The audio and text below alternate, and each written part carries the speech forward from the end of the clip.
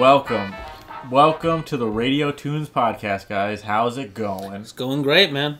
It's going good for me, too. It's going not bad. But some pretty sad news. Mm-hmm. Another casualty at the Nickelodeon studios. Not a casualty at Nickelodeon. Not recently, I should say. No. But and it kind of sucks that BuzzFeed broke the story. I mean, it's probably not news to anybody who is a fan of like John Kay, but he was like, the story came out that he had been involved with an underage girl. And yeah. Did you read the story, by the way? I read no, I just kind of glanced over it because I'm like, these stories really starting to bum me out, because it's like I don't ignore them, but I just, like, it sucks, you know. For those who don't know, John Kay is the creator of Ren and Stimpy. So, and a couple of other things, not just that, but like people that work close to him, and a lot of ladies knew it as a rumor, but a lot of them knew it firsthand that he was just kind of just a creepy guy. He's just a weirdo, yeah. And he would always, you know, like interns and stuff, he would be inappropriate a lot of the times. Okay. And then it was discovered that he had been involved with a 16-year-old girl, because like 13. Well, okay. Do you want to hear the story? Here's the thing. Started talking to her when she was 13. Yeah. And then brought her on at 16. Well, okay. Well, I was gonna go into detail. Okay, go for it. You might as well. All that I know was what I read in the story was that this girl sent him fan mail, saying like, "Oh, I love Ren and Stimpy. I love all your work and all this stuff." And he sent her back like a little care package of like, "Hey, you know, I like you too," kind of thing. And then like they had been pen pals or whatever, and then at some point he got her to come over to LA and he paid for it and stuff. And yeah, he had numerous like underage like kind of girlfriend type things like that. Right. That last one you were talking about, she actually did move in with him when she was like 17 years old. It was I believe he brought her to LA when she was 16, and then she became an intern or something at Nickelodeon at 17, because she became part of the show. Part of his studio thing, that's what they said. So I don't know if it was, I don't think it was Nickelodeon. I think he had already broken You think he broke ties with them. Yeah. But, yeah, so, I mean, look, I personally, I'm not a huge fan of Ren and Stimpy, but I know a lot of, like, my friends, and I know a lot of artists that were really influenced by Ren and Stimpy, and like it was their favorite show growing up, and it was like really different from anything else that you saw on a kids TV network, basically. Yeah, it just, you know, I feel when I read that story, I remember back when I was in college and I was watching Ren and Stimpy for inspiration, and I would see and I would hear stories about, you know, John Kay and his staff. They were always like, I never want Ren to be on model. I want him to always look wacky. I want him to always be kind of this product of whatever he's feeling. So he should never look like a certain way. And like all these kind of groundbreaking ways of producing a cartoon. And then like I'm giving this guy a bunch of praise because I remember loving Ren and Stimpy. Because I didn't watch him as a kid. I watched him as an adult. So I could appreciate it more that way. And now I look at that, and then I see all my friends who are ladies, and they're in the animation world and stuff, and I'm like, it must just, like, if they knew those rumors, because, you know, when you get in there, you hear all these rumors, and I'm like, must it suck to have heard all your friends back in school be like, oh, he's the best, and then you find out he's just like this creep, you know? It's like, yeah, and at the time, I'm sure when they got in, nobody kind of knew it. You'd have to be in on it to know it. That's what people were saying. They're just like, there's no way, because this other guy, Chris Savino worked on. He's the creator of the Loud House. Right. I heard about it, but I didn't read anything about it. He also got let go too because he was harassing like female employees, I think, or something creepy. Well, enough to get him kicked off. Yeah, exactly, and get his show canceled. So pretty big offense. Right. Somebody was saying, like, how the fuck can 3 employees of Nickelodeon be doing shit like that? And, like, you're telling me nobody on the inside knew about it. It's like, they knew. Somebody knew. So it's one of... I don't want to defend anybody, right? But it's one of those things where you can accuse, but you can't prove. Yeah. Right? Because it's one of those things where all of you have to, like, if a woman says, "Oh, this guy, touched me," and he says, "No, she's lying." There's that, right? So it's like, who's telling the truth? It's your word against his, right? And then it becomes this whole thing where a bunch of ladies start accusing him, right? Mm-hmm. But they all have to come together and be like, "Look, he abused all of us," right? That's what has to happen. But I can understand why some people are just, some ladies or something are just like, I don't want to be bothered by this. I'm not going to be a part of this. Because they don't want to be embarrassed. So it gets hard to nail this guy down. Yeah. Right? So the studio's like, all we can do is kick him off. Yeah. Right? But I will say they are responsible for, like, during this process. Yeah. Were they trying to, like, intervene at some point? Or like, hey, just lock him in his office or something. Like, they should have done something. Yeah. So they are culpable in this. It sucks too because, like, you could tell it was just a case of, like, he let his ego get to his head. Like, the power he was given in Nickelodeon, he was just too powerful, basically. Like, it's the whole same thing with, like, Louis C.K. and Bill Cosby. It's like, this is all wrong, and if you knew about it, you're just as guilty as they are, kind of thing. I think there's a fine line between, like, creative genius and just a straight up lunatic. Yeah, that's what's always been. That's kind of the. Isn't that like a saying? It's like something like thin that. line between genius and I feel like now people are just gonna think John Kay was a straight up lunatic. Like, after all this. Well, I remember when, like now looking back on his work, right? He had the Ren and Stimpy show, and then he got kicked out of it. But remember, there was this series of Ren and Stimpy where it was like all adult themed. Yeah. And everybody was like, this is really freaking creepy. They used to have those, like, on porn sites. Mm-hmm. It was always, like, on the side, like, maybe it wasn't recommended, but it would be, like, a ad or something that's just, like, adult Ren and Stimpy. And it was, like, created by John Kay. Like, it wasn't, like, a one of those off-sites that, like, kind of copy things over or anything. It was done by him. Oh, yeah. And now looking at that, along with what was going on at the time and everything, it's, like, it's even creepier to think that he was having this done by, like, a team, and if anybody on there was, like, a woman, like, oh crap, it's funny too. Like, I wasn't, like I said, I'm not a huge fan of Ren and Stimpy. We didn't even have cable growing up, so I didn't watch it growing up. No, like I said, I watched it in college. I wasn't a fan of any Nickelodeon show growing up just because I didn't have cable. Minus, like, SpongeBob, because SpongeBob came on, like, in, like, 2002 is when I started watching cable shit. But I'm thinking about what people are saying now, like, oh, he was so influential in this way and stuff, and I'm like, oh, okay. Well, it kind of sucks that I'm appreciating his stuff now, like that he's like this this sex offender guy. Yeah. But I guess I could understand the appeal of Ren and Stimpy. It's just never been, like, super funny to me, or, like, I don't know, like. It's just not my kind of show, I guess. No, I get it. And again, I think you would have appreciated more. I think I appreciated more because I was in college working in animation.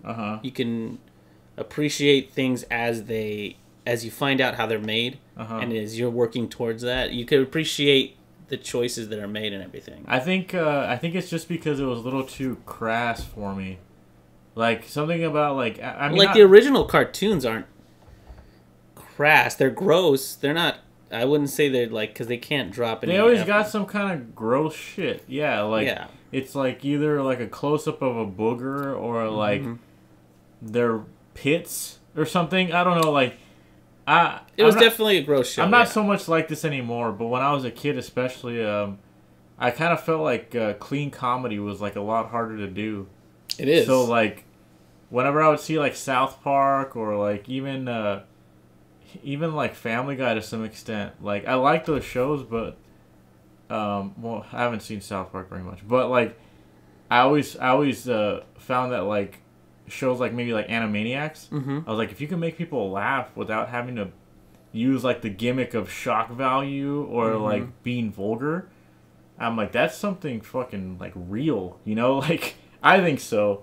Yeah, and I mean, you're right. It is harder because you can't just rely on the on fart jokes and all that kind of stuff. It's almost like Disney to me is a company that's like I'll respect them in the sense that like not just because they make like quality movies with great animation and character design and stuff, but like the fact that they're clean, like that to me is really difficult to do. Like even like DreamWorks movies, like or Illumination movies, they'll sneak in like a fart joke still, or they're sneaking like I don't know, like poop jokes or something. They'll still use. They're still subtle. Yeah, I think. But like Disney's always been like, nah, we gotta have it hit on a level of like metaphorical and philosophical, and it can Wow. still like Inside Out especially, dude. I think you're thinking more Pixar than Disney. Yeah, I guess so.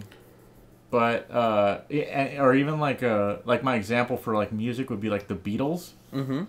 It's like, yeah, they did drugs and shit, but their music was clean. Mm-hmm. Like you can always play that for like your family or something, and you can still appreciate it. And they don't use like. Honestly, I think that's why I don't really like rap. I always feel like rap always has to have that angle of like vulgar drugs, or like their life is fucked up, or like something vulgar, Yeah.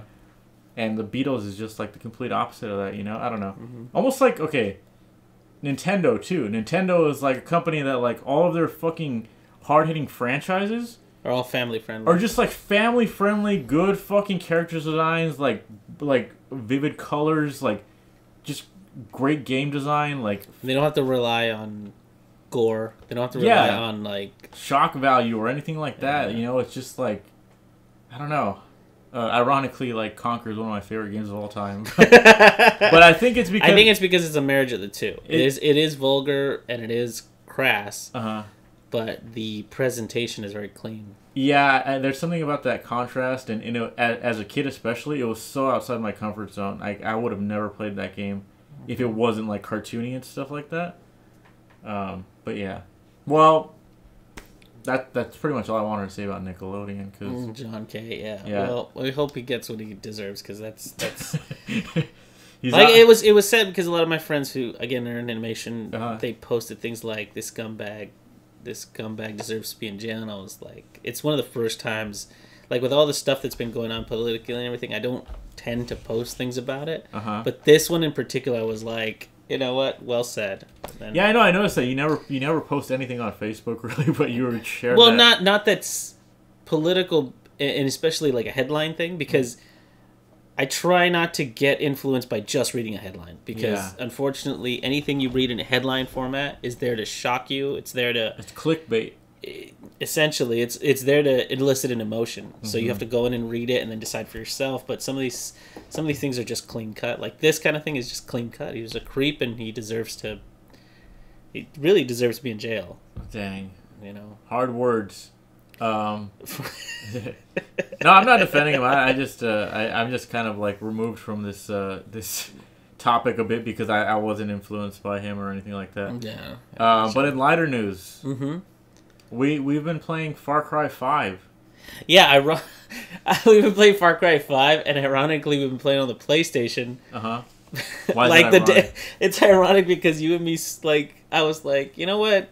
All this stupid. I've been watching Hulu, and all I see is Far Cry 5 in the middle of commercials, and it's been like, it worked on me. Uh-huh. The ads worked on me, and I was like, you know what? I'm gonna try Far Cry 5. It got a lot of great reviews and stuff. But I urged Ernie to get it on PlayStation because that was the ironic part, because I was like, why don't I just get it on Xbox? Because I'm the one that wanted to play it the most. I was like, let's play it. But then we just got it for PlayStation. I was like, why did I get it from PlayStation? Now I can't play it. Well, we're playing it on the show. If you haven't noticed, there's been gameplay videos of it on the channel. I mean, check it out. We're playing it on Toons. Here's a little plug for it. Yeah. I don't know what to think of it yet. We honestly haven't gotten very far. Oh yeah, I mean, this is definitely first impressions because like he mentions it in the playthrough, but he's like, we're in the section where if you played like Zelda Breath of the Wild, we're in the Great Plateau. We're in the very beginning. Yeah, like this little island. Well, we did get past that part, but it was still kind of like we haven't beat a boss yet. No, we haven't fought a boss yet. We haven't fought one of the like 3 big dudes or whatever. Right. So right now it's to be honest, in my complete honest opinion, it kind of just feels like it's taking shit from other games and putting it into like this game. Mm-hmm. Like it feels like it has aspects of Metal Gear Solid 5. Mm-hmm. You tag people by pointing the gun at them. I don't know if Metal Gear 5 invented that, but that's definitely where I saw it first. It's definitely not just a Metal Gear thing, because No? I've seen it in Gears of War. But that came out after. Gears of War 1? Not 1. 1 had that. Do you can paint guys? Like, and be like, here, look at these. Look, like, you can look at a guy and then it'll highlight? With your gun? Yeah, you had to do that, and you could click and be like, look at that guy right there. Oh, okay, never mind. Yeah. Then. It's not a new idea. Okay, for sure. never mind then. I just. But it's what I'm saying is like, okay, I don't so play a lot of shooters. So I actually talked to one of your friends while we had like a minute, and he's played all the Far Cries, mm-hmm. and I asked him, I was like, hey, so my first Far Cry, Steven's first Far Cry, all these elements that we've been introduced to in the show, or whatever, in the game, I asked him, are these new? He's like, no, they've been there since the beginning.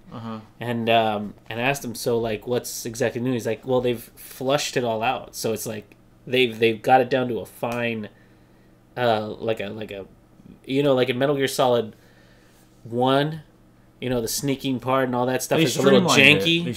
So they streamlined everything. So he's like, so this is like the one that picks up and goes the fastest. Okay. You don't have to like reintroduce all this crap to everybody. They've just streamlined it. Although you're still stuck on that island for the first part of the game. Yeah. But it seems to be like a HUD world kind of thing. It's always been there.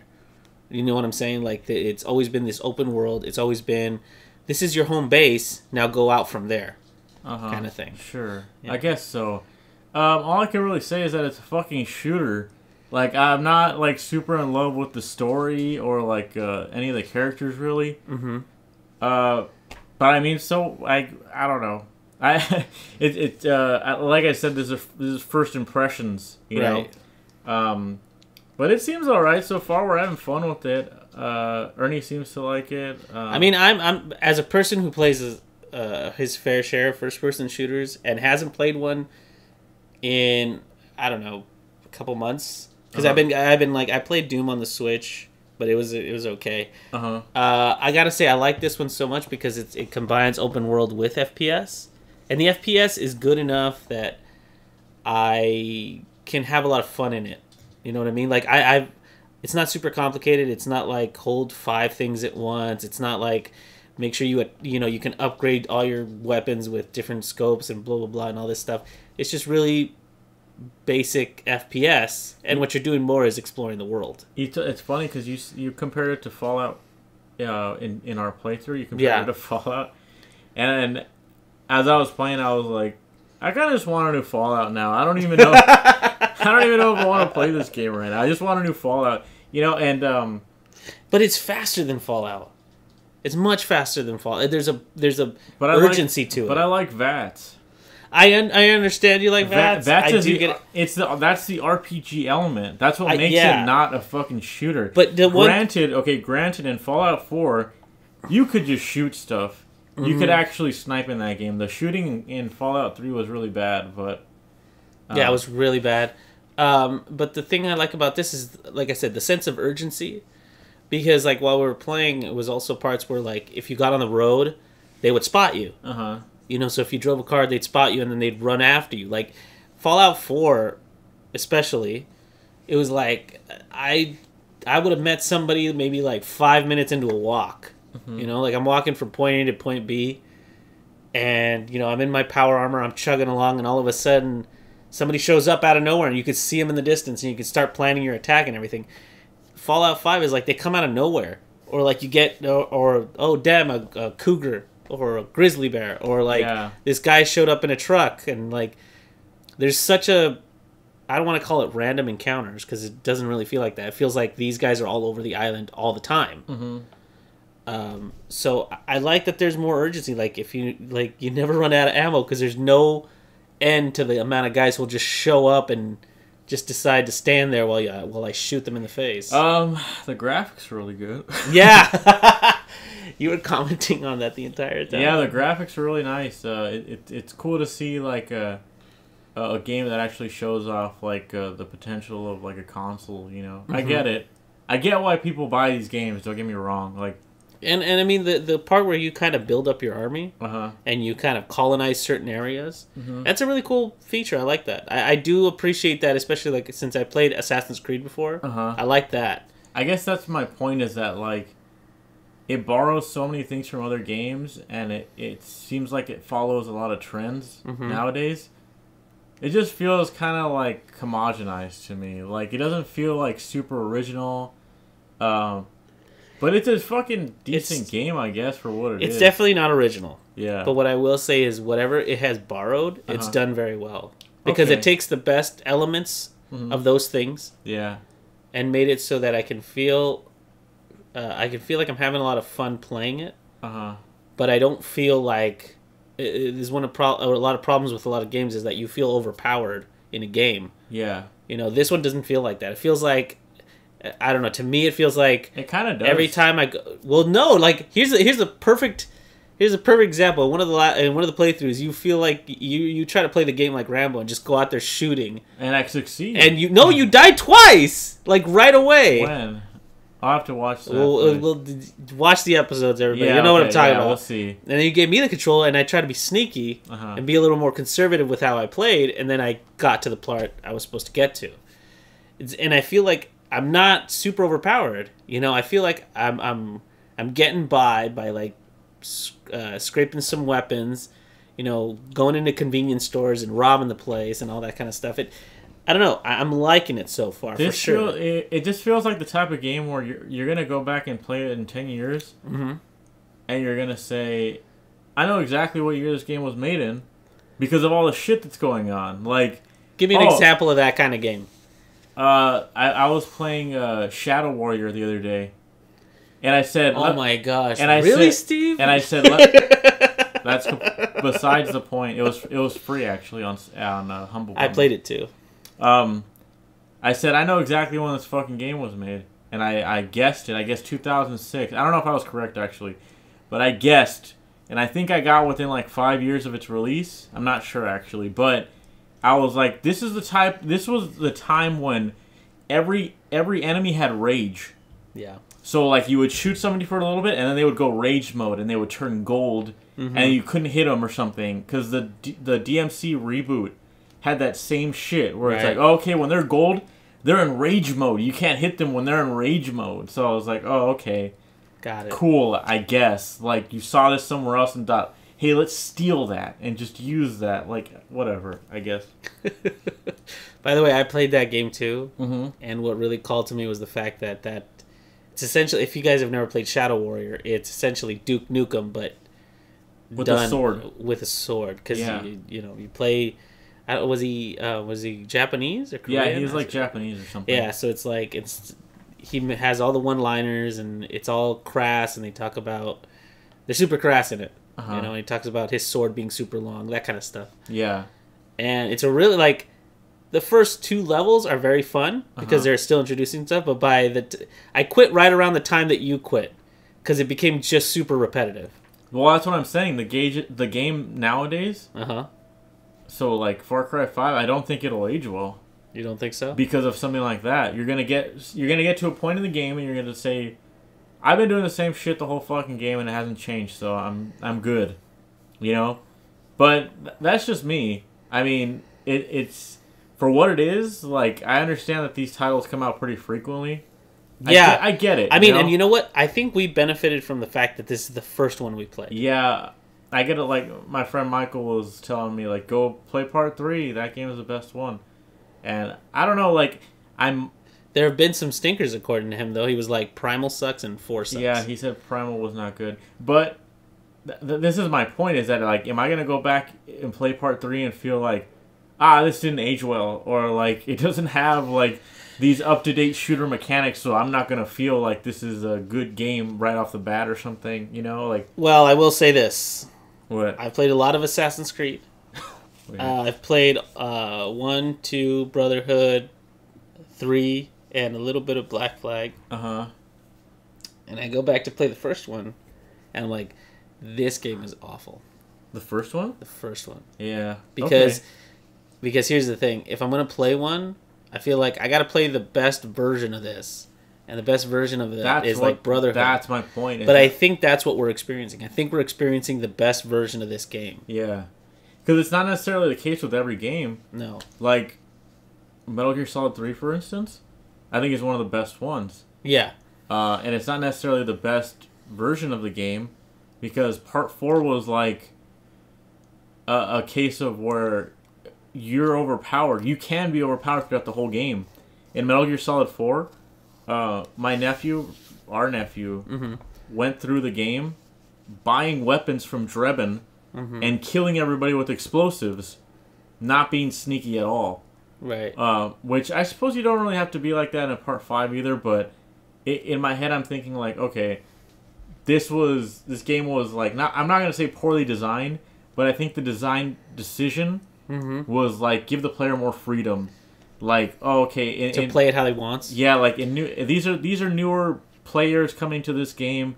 Give them like first person look down the scope shooting abilities and stuff like that. You know what I'm saying? Like, I mean, they retroactively added that to Part 2. Yeah, and the remake of Part 1. They were trying to like, modernize it in a way. Right. But like let me just say to you, Ernie, personally, real fast. Oh damn. I'm not talking shit. I'm just saying, if you want to play a game where you feel underpowered, you should play Metal Gear Solid 3. I did. Because you don't have a fucking radar, and you didn't play it.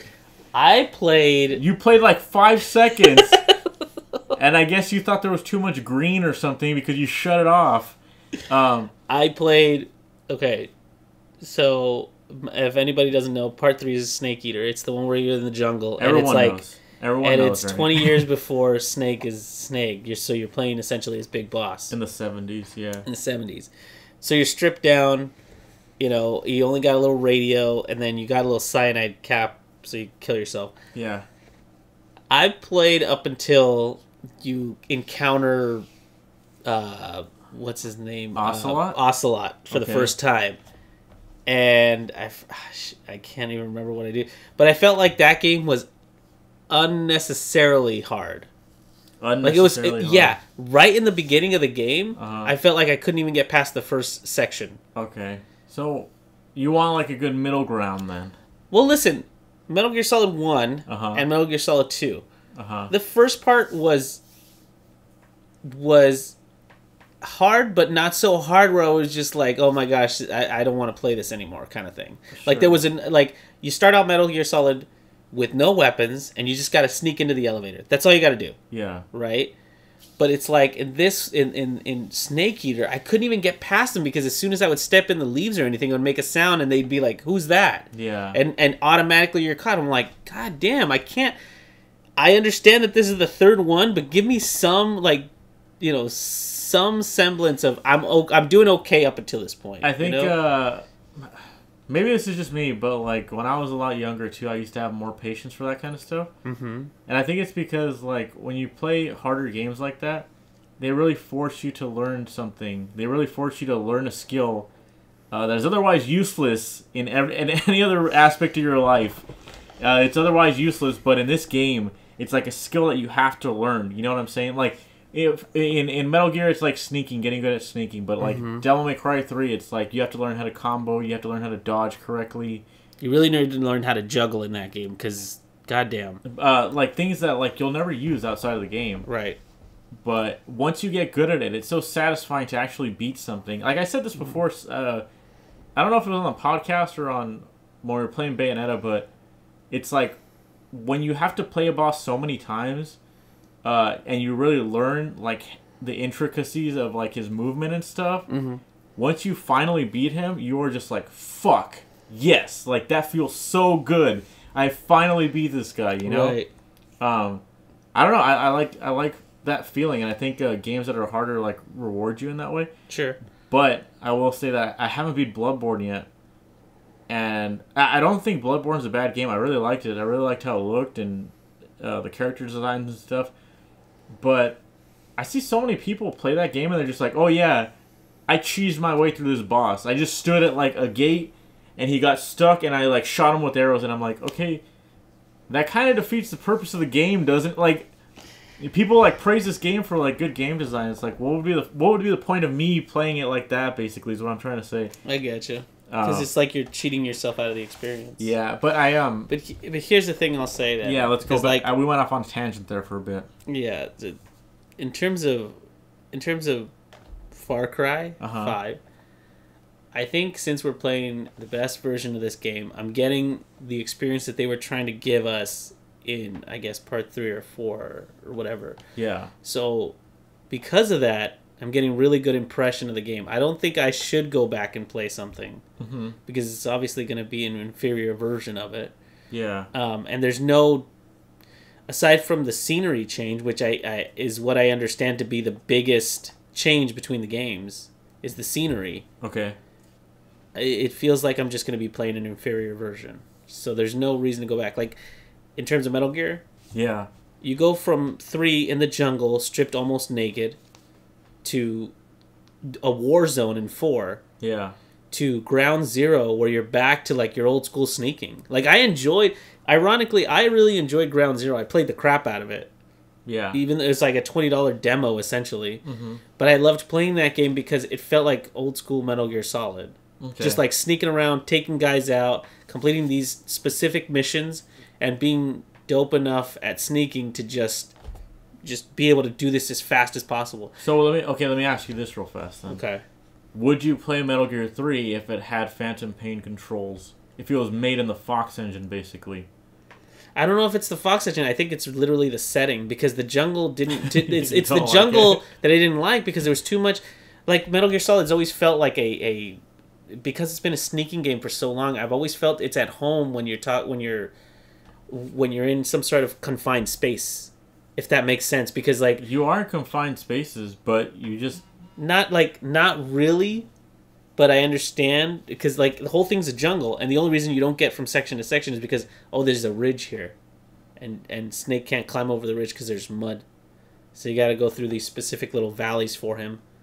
And they have a lot of these set pieces where you're just like, there's that one set piece where you walk into a swamp, and I forget who you're facing, but you're literally just walking through water while all these like kind of ghosts show up, and it's like a set piece where you're just slowly walking through this water. That's not really a fight, yeah. You just no. But it's kind of weird for like, especially because like part 1 and 2 didn't have that kind of thing. They had parts where things would happen to you, but it wasn't like a whole set piece. You know what I mean? Like in part 2 where they had that whole thing where Colonel freaks out. Yeah, I mean, I guess I know what you mean, but they always have something like that, like a little bit. Psycho Mantis, for instance. Yeah, but that was like a cutscene. It's not like one of those things where you play through the whole thing. You know what I mean? Psycho Mantis, you have to plug in the controller to a different port. Okay, yeah. What do you mean? Guess, like it doesn't get. Okay, like for example, in Gears of War, where you have to stop and walk through a certain section. Yeah, that's dumb. I don't like that. Right, I don't like that either. And like I thought Metal Gear games were like just better than that, whatever. But like in Metal Gear Solid 4. And again, I didn't play through the whole game. I only played through, like, certain sections because a friend of mine was playing it too, and I kind of tagged along. Yeah. This part where you climb up a ladder, I was like, what is the point of this? That's part 3. Is it part 3? Yeah. Or is it the part where you're just crawling? There's a part at the end of part 4 where you're crawling. Yeah, the crawling part. I was like, this is dumb. It's supposed to make you feel intense, and, like, I don't think you'll get the full effect unless you played the whole game. Maybe that's what it is. I'm not trying to ask you out of the experience, but I will say that you do feel a lot for Snake by the end of that game. And if anything, the end of that game is the best part of part 4. Just the way they wrap up like everything, Snake versus Ocelot, and like Ocelot being consumed by liquid or whatever. Fucking great! Like I love the end of Metal Gear Solid 4. Do you think it's worth the playthrough just for the ending? I think so. I mean, mostly because it's not that hard. But there are a lot of parts that, like, Metal Gear Solid 4 has this part where you sneak. Not you. Sorry. Where you sneak. Imagine that in a Metal Gear. You sneak. You follow somebody. You're in a trench coat. You're, like, in disguise, and you follow somebody. You're trailing somebody. And it's so fucking boring. It's the dumbest part of the game. Like, those are the kind of parts where I don't like, where they essentially, they're not really, but they're essentially taking control from you. They're like, this is what you have to do right now. It's not even hard. It's just they're like, you're slow at this part. It's like an auto scroller. You can't go any faster than you're supposed to, and if he sees you, you have to start the whole process over again. I hate that so much. So it does kind of suck. There are definitely parts of Metal Gear 4 that aren't good. But what the fuck were we talking about? I was just it was just a okay, real fast. I was saying with Metal Gear 3, I don't think you would really gain anything from having better controls or having like a streamlined fucking UI and like I really think I think like the reason we started on this trend was because you said, would I play Part 3 if it had fantastic controls? I don't think that's, like I said, I don't think that's the problem. I think it's the setting that you don't like. It's the setting that I don't like, because the jungle is way too open-ended. I feel like because it's a sneaking game, open-ended areas and everything don't really work for it. I think you're being a little prejudiced, though. There are parts when you're in buildings. You know what? You could be totally right with that. There's a lot of parts when you're in buildings, actually. It's just, if all you're seeing is that it's in the jungle and you don't want to play because it's the jungle, I mean, that's fine, whatever. I'm just saying... I think it's just a little too... You're judging a book by its cover, as they say. But the cover of the game literally has, like, a jungle on it. Again, here's and I was making the comparison. I love Ground Zero. I played the crap out of it. I played it a lot of times because... Also, I played it so much because it was like, hey, if you beat it fast enough, there's a secret ending that you can get. And I got it because I was like, this is cool. And then you were able to play in this little sandbox. Yeah. But I got... Phantom Pain for free, and I was like, I'm gonna play this this open-ended Metal Gear Solid. And it's gonna be really awesome and blah blah blah. And I was like, this is way too open-ended. I don't know why that seems to turn me off of Metal Gear Solid. It just does. You'll play Red Dead. Red Dead is built to be an open-ended world, though. Yeah, this one. There's no sneaking in Red Dead. This one is too, though. The sneaking does work really well, I think. I honestly don't know why you won't play them. Like even Metal Gear Solid 5, there's a fair amount of times where you're in buildings. I mean, once you get to a location, it's classic Metal Gear. Sort of. Like it's like traveling. I guess you don't like traveling or something. I don't like traveling. I don't like recruiting new people. I don't like dealing with the whole base thing. I don't like. I don't know what it is about that game. It's really not that much to take in. I mean, it's the whole like driving to a location, it just doesn't feel very Metal Gear, I guess. Driving to a location, like you can steal a Jeep or you can get a horse or whatever, and you can just go and do your thing. And then you come up to this camp, and it's like, I can't get past this camp because there's 2 cliffs next to me, but otherwise the entire world is pretty open. I just have to go and walk my ass around.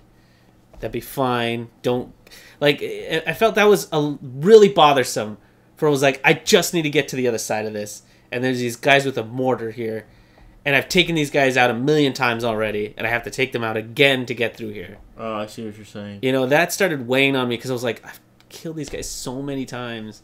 And just because I had to double back, and all of a sudden they're there again. Because like they keep reappearing. Yeah, sure. You know? I don't know. I never got tired of that only because... You probably had a sniper rifle and all this good stuff. I'm not even saying that it's easy. I'm just saying you had so much shit to work with in Metal Gear 5. It never really got boring to me. And, like, that is a case where, like, once you get too many upgrades, it is kind of boring because... I remember you showed me... I remember at one point you were like, oh, I got to show you this thing. And then you were like, you had this... You had a bazooka that took out tanks. You were smashing the floor. And you, like, got this huge radar type of sonar. You get that really early on, actually. But, like, you were this, like... freaking insane soldier. Yeah. You know what I mean? Like the first part... Purely because of upgrades and stuff. I know what you're saying. The first part of, Part 5 was really great because remember that whole sequence of getting into the asylum and playing, getting out of the hospital. That felt great. I actually love that part. That part was probably one of the slower parts though on... Like, really? I loved it. No, but only because like subsequent playthroughs, that part really starts to... Well, because that's not the main game. No, I know, but like, it's the kind of shit that I hate where it's like, I'm moving slow and I have to move slow and everything's scripted and this is going to happen no matter what kind of thing. You know what I'm saying? But that part I enjoyed only because it was bringing me into the world.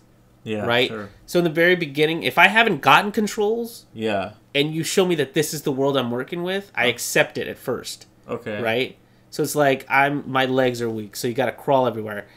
But like that part doesn't last that long, and then you start getting upgrades as you go through. Like they hand you a gun at one point, and you start to introduce these characters in small set pieces. That felt Metal Gear Solid. Man, it's so fucking.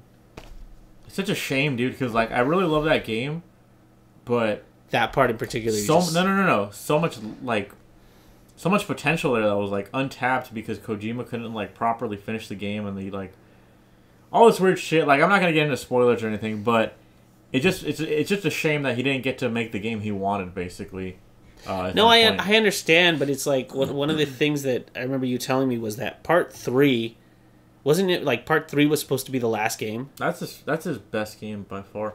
I know. Like, and then Part 4 he was forced into. Part 2 was like supposed to be his last game or something, but there's like so Part 2 the end of the game. There's like this whole message about passing on knowledge to the future generations. Right, because you're playing as Raiden. Yeah, and he wanted to kind of like impart that wisdom onto his team.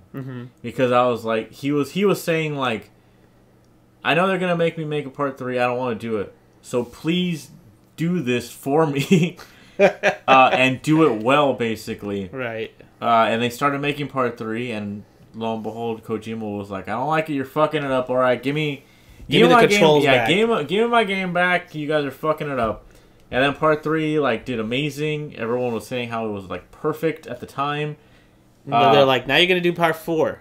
Yeah, but before that, we're gonna have you do Metal Gear Solid Acid. We're gonna have you do Metal Gear. What was the one? He didn't work on all of those. No. But like all these other games came out. Remember, it was like Metal Gear Solid, Acid, and then there was another one. Ops. Or Mobile Ops or something weird. The one on the PSP, right? Where you could play as 4 snakes at once. That was Acid, wasn't it? No. Acid is like a weird card game thing. They had Acid 1 and 2. Yeah. And then they had, I think it was called Covert Ops, or maybe it was called it was something with Portable Ops. Portable Ops. There it is. Portable Ops.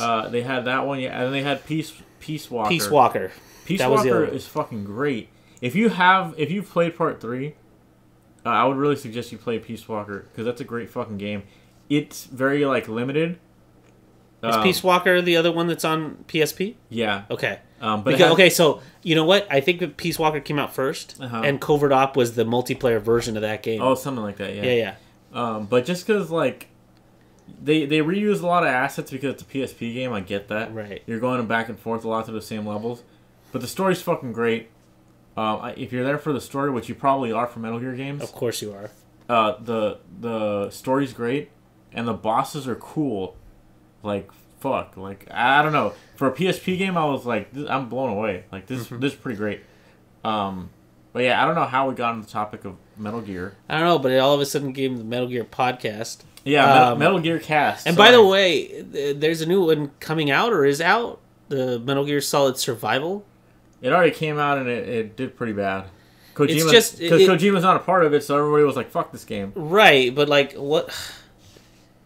Like who? Essentially, that was Part 4, that was Phantom Pain. You were in an open world and you're just out there by yourself. Isn't that the same principle? I mean, why would you make the same game again? I don't know. It's supposedly like people knew it was gonna happen, but they were like, oh, they're trying to make it like fucking PUBG or Fortnite, where you're like, oh, you're out here and you have to survive, and like that's all he's ever done is survive, and you have to craft stuff, and you have to do all these stupid meaningless tasks. It's not exactly like PUBG or Fortnite, but it's really just dumb. Like every time I talk about survive in Metal Gear Solid, I always think about when he goes on the battlefield. This, and this, because on the battlefield. Right. It's just like fucking Snake, man. In my opinion, I really, really love Part 2. Part 2 is probably my favorite Metal Gear. Yeah, I was telling you, like, that game actually aged pretty well in terms of, like story. Mm-hmm. It kind of became, like, the black sheep, or, like, the oddball of a bunch. Yeah, because Raiden, again, I don't know why this turned into the Metal Gear Solid podcast, but it's like, Raiden, I hated him at first. But then they've like done so much crazy shit with him where I'm like, dude, this guy's awesome. Yeah, because he comes in as like this clone of Snake from the first one. Yeah. Right? That's how you're introduced to him, because if you're familiar with the one before, the second one opens very similarly. And then, like, you see Jack just slowly... Jack is his real name. He just slowly starts to lose his mind throughout the whole thing. And then you see he continues on in another game, which is part 3. And it's just like, he's gone bananas. And he's like half cyborg... part 4. He's just bananas. And he's like half... Like, only his head is human or something like that. Yeah. And they're just like... Nobody liked this character. Or part 2. Like, he got so much hate that they're just like, you know what? He's a robot now. Yeah, let's turn him into Frankenstein. Yeah, exactly. So they're just like, screw it. He's this. You know what? Let's make a game that's completely bananas, like Metal Gear Solid, and we'll throw him in. We'll call it Revengeance. I was like, and I love that game. That game is so ridiculous and over the top. And it's in the Metal Gear Solid universe, so it has that art style. Fucking love it. And by the way, it is on Xbox 360. And it is compatible with Xbox One. Oh, so we could play it if we want. We can play it. That'd be cool. Anyway, like, that's why part 2 is like, you know, we know what you expect, and we're going to flip it on its head. Yeah, I know. It's, like I said, it aged pretty well. Like, people really didn't like Raiden when it first came out, but I think a lot of people have definitely changed their mind about that. I know I have. Metal Gear Rising: Revengeance is like one of the games that I'll never forget. Like, playing that game is a game that you'll I think it will stand the test of 10 years, as I was talking about earlier. Like, you'll go back to that game and you'll say, this is something I haven't played in a long time. Like, there wasn't a point in time where this was fucking like a thing, you know what I'm saying? Like, no, totally. And you know what, now that I saw that it's on Xbox 360, I don't know if that's something new, but I bought it, so I'm going to go back and play it at this point. But I think Jack as a character is really... I just love it when they're just like, who cares? Nobody likes this character. Let's just do something awesome with him. Yeah. And they just did it. Because, you know, you got to handle Snake's character with, like, kid gloves. Because if you mess up Snake, that's the whole series. But since Jack was just like an offsuit, they're like, screw it. Let's do all this crazy stuff. It'll be dope. And I love it because he's in it, but not in the classic way. Right. You know, so I don't know. If you haven't played Metal Gear Solid 2, I'm sure it's available on PlayStation somehow. There's crazy collections, HD collections for everything. Yeah, nowadays, so if you're gonna play Metal Gear Solid, in my opinion, the PlayStation version, like the PlayStation 1 version, the first game, I wouldn't play that version. No, I would play the GameCube version that's called Twin Snakes. I would play that one. I would say play the original. No, I would say play Twin Snakes because it has updated graphics and it has updated controls like Metal Gear Solid 2. I don't think it necessarily does anything for it. There's a lot of ridiculous cutscenes. I think it does. It's a bit strange to me. Like, I don't know. I still prefer part 1. You want to get the real Metal Gear experience, you go back to part 1. That's just me, though. I think if you have a PlayStation, go ahead and play it, I guess. But in my playthroughs, I've loved... Twin Snakes a lot better, just because you don't have to switch discs. You don't have to like. You do. Is it a 2-disc game? Yeah. God, I can't remember now. But like, I don't know. I See love how small the discs are, dude. I remember playing fit the whole game. I remember playing Twin Snakes and being like, God damn, this game is fucking great. And I remember it was super hard to find that particular version. Well, they added a lot of shit to it that I didn't really like. Okay. The cutscenes, really, they bother you that much? No, I don't mind the cutscenes that much. There was just a lot of, not even cutscenes. They were just like a bunch of like, what is it called? Stock footage of war and stuff. Yeah. And Ocelot talking for like 45 minutes. Well, I mean, that always happens. This is a Kojima game. Of course, there's a 45-minute talking sequence. But not in the first one, like. To some extent, but but not that much, dude. I don't think you remember how much talking there was. There was. Remember all the talking about nuclear weapons and all that stuff, and they were literally showing people putting lids on nuclear waste and stuff. Like, and it was like that's from Twin Snakes. No, that's in Part 1. I remember. You swear? Dude, and they're testing missiles, and then they're showing like stock footage of shooting missiles up in the air and all these different countries at war. Well, whatever. I would still say go back and play Part 1 on PlayStation. Yeah, just because it's the way to play it. That's how you play Metal Gear Solid. And then I would play them in order because you get so much going from, for me, Twin Snakes to Metal Gear Solid 2. That's great. Yeah. I love that. And you know what? As a side thing, if you enjoy the PlayStation 1 or the Twin Snakes version, if you can track it down, because I don't know anybody that has it, VR missions, that's really fun.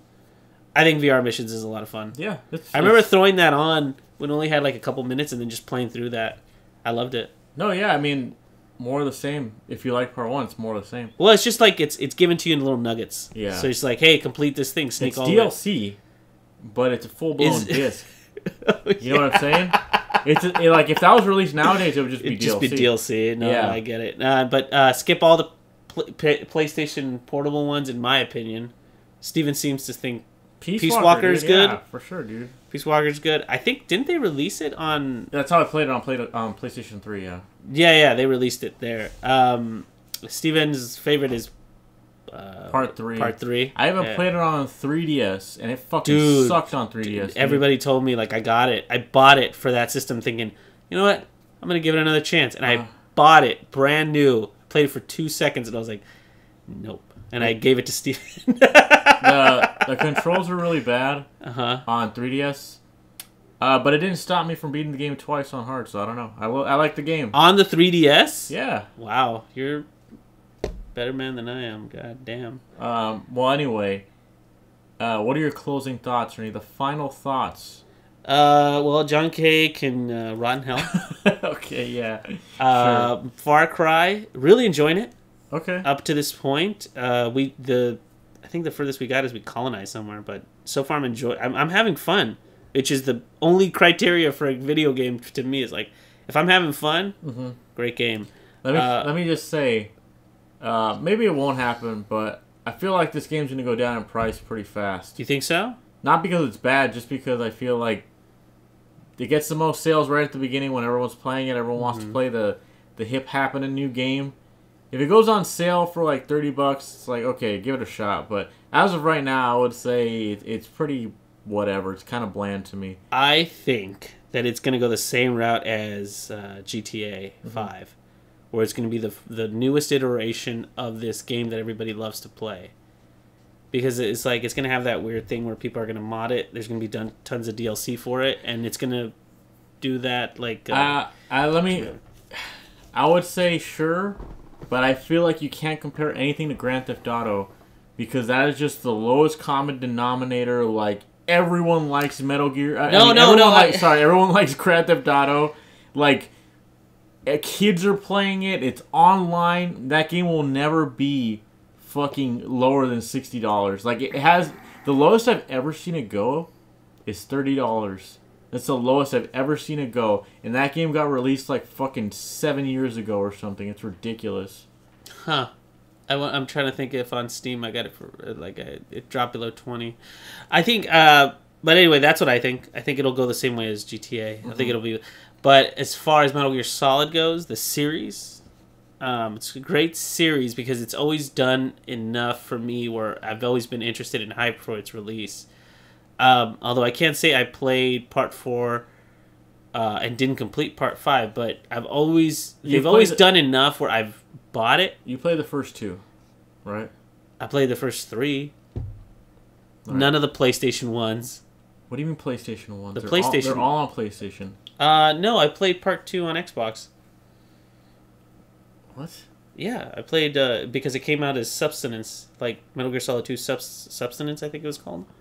Played that one, and then 3 came out later. They came out with an HD collection for Xbox. You had to play the first one on PlayStation, dude. Well, yeah, okay, right, okay. But like when they made the last, you did everything to avoid playing it on a Sony console. I only could afford one console, dude. What do you want me to do? Like the Part 3, I remember we had a PS2. You're lying. We had a PS2. We had 2, actually. Listen, Steve. We had 2. At one point, we had 2, but at that point, I'd gotten an Xbox. You got a PS3 to play Metal Gear Solid. 3? That's the first one that came out? No, 4. Sorry, 4. I remember that load time. Goddamn. And I didn't play that one because I wasn't, obviously, I only played it in chunks. And then, but 5, Ground Zero was on Xbox. And so was the other one. I was so hyped for Metal Gear 4. I didn't have a PlayStation 3. I bought the game for my friend's PlayStation 4.